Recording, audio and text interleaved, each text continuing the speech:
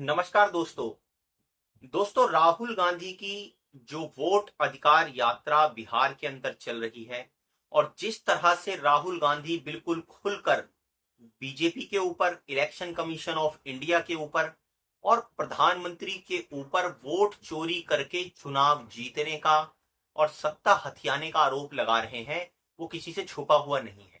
और इसी वोट अधिकार यात्रा को बिहार में कर वो खुलकर कह रहे हैं कि जिस तरह से महाराष्ट्र का चुनाव आपने वोट चोरी करके जीता, जिस तरह से हरियाणा का चुनाव आपने वोट चोरी करके जीता और जिस तरह से आशंका यह है कि लोकसभा का चुनाव भी आपने मैनेज किया और वोट चोरी कर जीता, आप प्रधानमंत्री बने, वैसा हम बिहार के अंदर नहीं होने देंगे।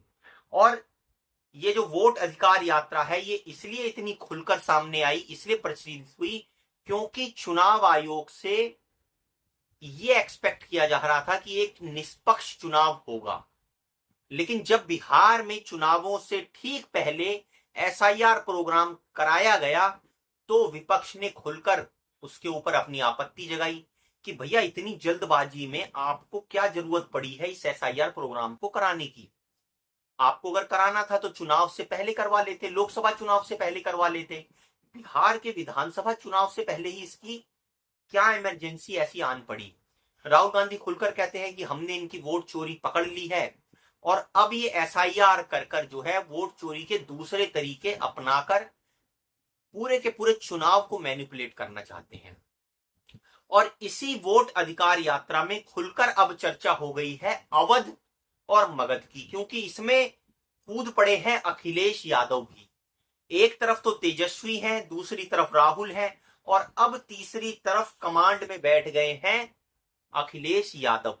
और तीनों युवा नेतृत्व वाले इन लड़कों ने मिलकर सरकार की नाक में दम कर दिया है, चुनाव आयोग की नाक में दम कर दिया है। कैसे कर दिया है?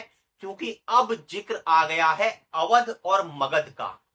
दोस्तों अवध और मगध की क्या कहानी है? आखिर इस वोट अधिकार यात्रा के अंदर अवध का जिक्र करने की जरूरत क्यों आन पड़ी और मगध का जिक्र करने की क्यों आन पड़ी?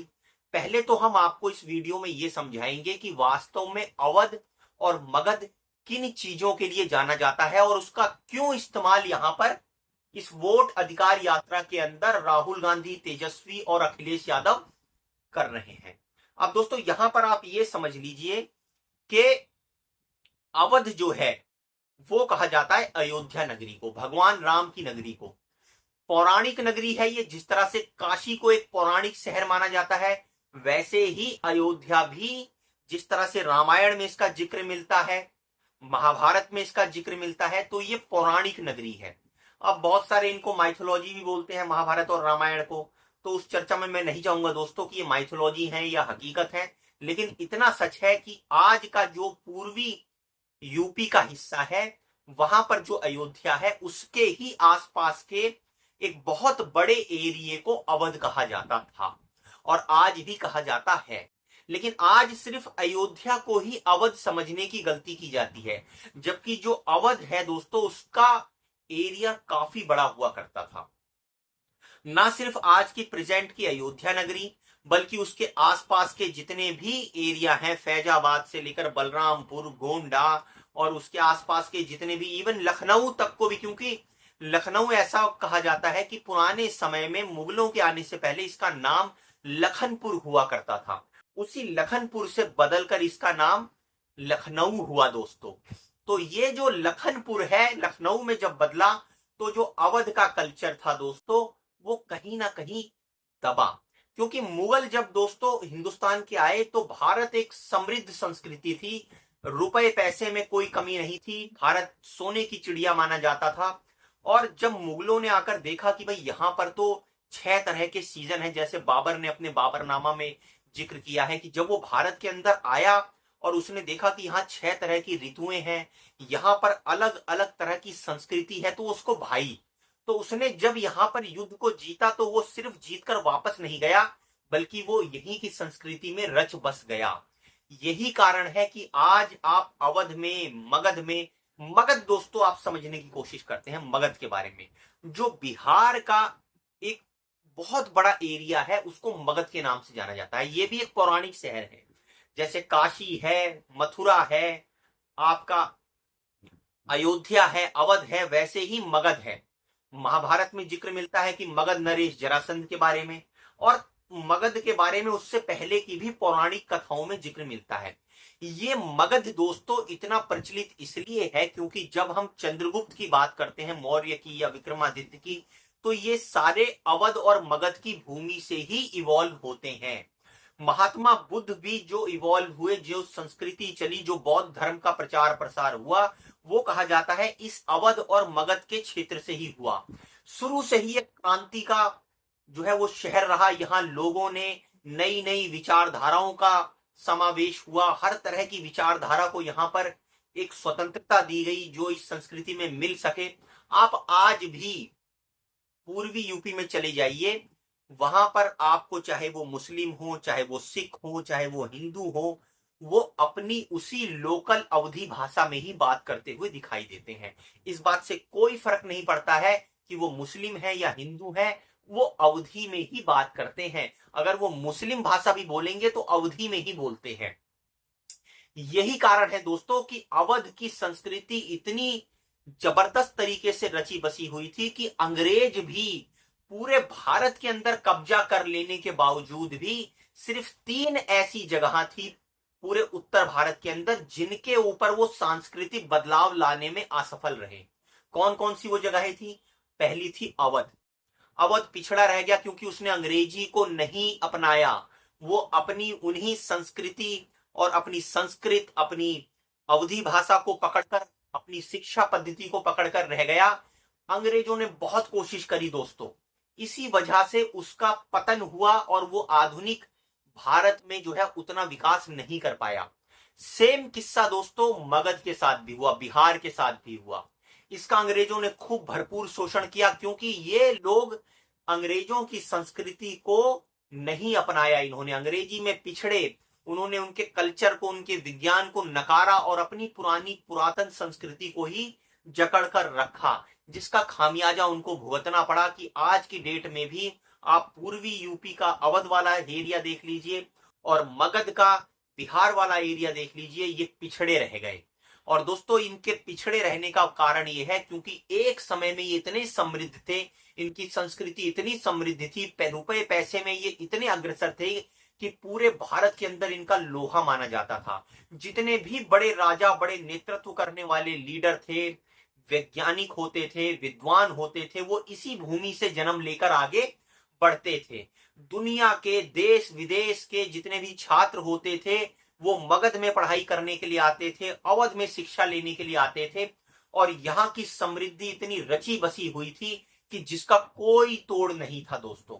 लेकिन जब अंग्रेजों ने यहाँ की संस्कृति को, यहाँ के आप देख लीजिए संपन्नता को तोड़ने की कोशिश करी तो इसके ऊपर बहुत बुरा प्रभाव पड़ा। इतना बुरा प्रभाव मुगल काल में भी नहीं पड़ा था जितना अंग्रेजों ने इसको निचोड़ा। और अंग्रेजों ने इसको निचोड़कर इसकी संस्कृति को नष्ट करने की कोशिश करी। यहाँ का युवा पिछड़ा क्योंकि उसने अंग्रेजी को नहीं अपनाया। लेकिन दोस्तों ये सिर्फ अवध और मगध के साथ ही नहीं हुआ, ऐसा और भी दूसरे कई प्रांतों के साथ हुआ, जिसमें से एक प्रांत बंगाल भी है। बंगाल को भी पूरी साजिश के तौर पर 2 हिस्सों में बांटा गया और 2 हिस्से उसके करके जब उसके टुकड़े किए गए तो वही कॉन्स्पिरेसी दोस्तों थ्योरी है कि एक बंगाल का हिस्सा आज हमारे पास है हिंदुस्तान में, और एक जो बांग्लादेश है जिसको पाकिस्तान ने पहले कब्जा कर लिया था, आज वो स्वतंत्र बांग्लादेश के रूप में है, वो वहां पर जो है फंसा रहा और दोस्तों उतनी उन्नति नहीं कर पाया जितने ये पहले ऐतिहासिक तौर पर उन्नत हुआ करते थे। अब दोस्तों अवध और मगध हमेशा न्याय की भूमि रही है। वो कभी भी अन्याय नहीं करते हैं, धर्म जात से ऊपर उठकर न्याय करते हैं। कैसे करते हैं? मुस्लिम आए, इन्होंने उनको भी अपनाया। मुस्लिमों ने ना केवल यहाँ की संस्कृति को अपनाया बल्कि इसी संस्कृति में रच बस भी गए।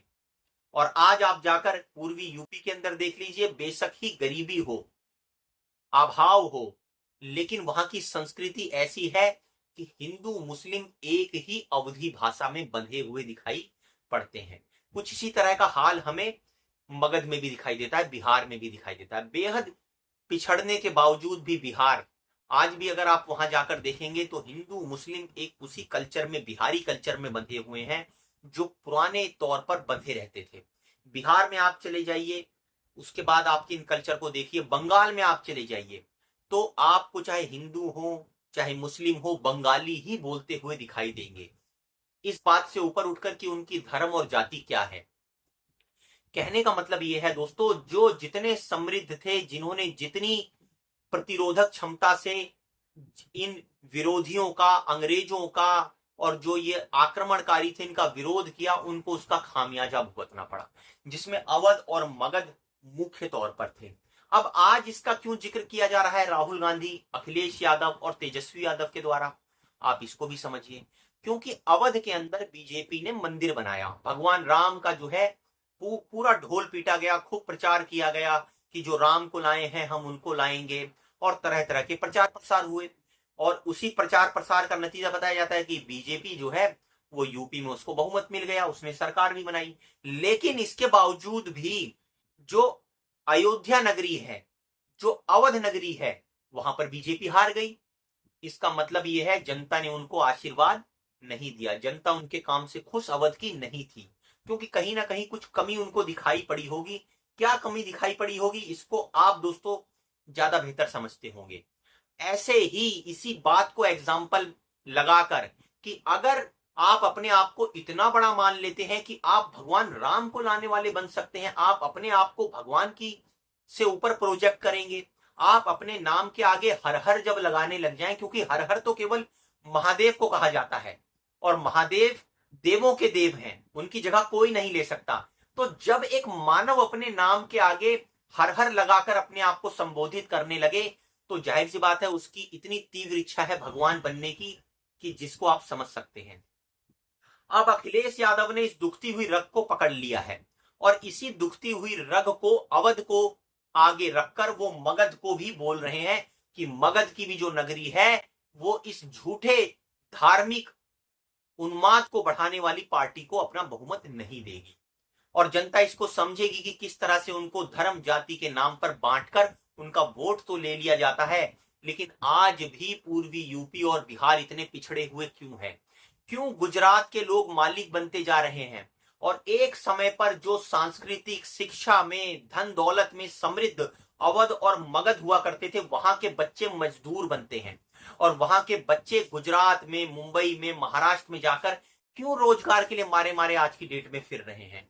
तो आपको समझ में आएगा कि जो अवध और मगध की राजनीति है, जो भूमि है, वो हमेशा से क्रांति की भूमि रही है, बदलाव की भूमि रही है, नए परिवर्तनों की भूमि रही है। और राहुल गांधी, अखिलेश यादव और तेजस्वी यादव ये बात समझ चुके हैं और वो चाहते हैं कि पूरे भारत के अंदर इस क्रांति का आगाज अवध और मगध की भूमि से ही हो, क्योंकि ये जो क्रांति यहां पर जन्म लेगी वो पूरे भारत के अंदर फैलेगी। और इस भारत के अंदर जो ये वोट चोरी का तंत्र चल चुका है, चुनाव चोरी का तंत्र चल चुका है, किस तरह से धोखाधड़ी कर कर वोटों को चोरी करने का जो सिलसिला चल चुका है, उसको ये क्रांति बंद कर देगी और एक ऐसे नए युग की तरफ लेकर जाएगी देश में, जिसमें लोकतंत्र का स्तंभ मजबूत होता हुआ दिखाई देगा, संविधान का स्तंभ मजबूत होता हुआ दिखाई देगा और निष्पक्ष तरीके से चुनाव होता हुआ दिखाई देगा। और ये केवल अवध और मगध की भूमि की जो जनता है वही अंजाम ला सकती है। उसके बाद इसका एग्जाम्पल लेकर पूरे देश के अंदर इस क्रांति को फैलाया जा सकता है। ये राहुल गांधी, अखिलेश यादव और तेजस्वी यादव समझ चुके हैं और इसीलिए वो अवध और मगध की भूमि से इस आंदोलन का आगाज कर रहे हैं। दोस्तों, आपके क्या विचार हैं अवध और मगध के ऊपर, और आपको कितना लगता है कि अवध और मगध की जनता आने वाले टाइम के अंदर कुछ क्रांतिकारी परिणाम दे सकती है? आप कमेंट कर हमें जरूर बताइए, अपनी राय रखिए और हमारे वीडियो को लाइक, सब्सक्राइब जरूर कीजिए और ज्यादा से ज्यादा लोगों को फॉरवर्ड कीजिए ताकि इस तरह की और वीडियो हम आपके साथ शेयर कर सकें। धन्यवाद।